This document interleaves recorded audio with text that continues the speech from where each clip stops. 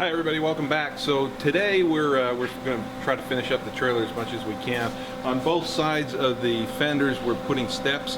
So right now we've welded some angle iron from the trailer out to the fender, both sides of it, and then there's going to be some probably expanded metal put on the top to do a little bit of a surface.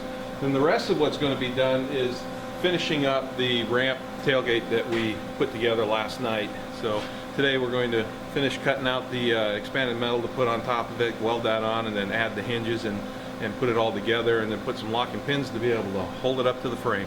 If we got time, we'll get to the paint.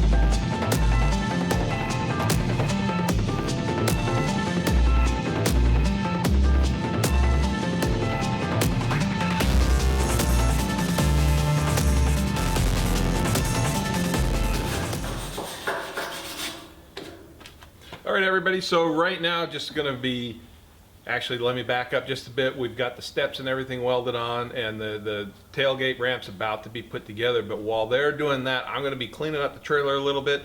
Then I got a rust inhibitor paint that I'm going to be painting onto this thing, and it's going to look like a brand spanking new.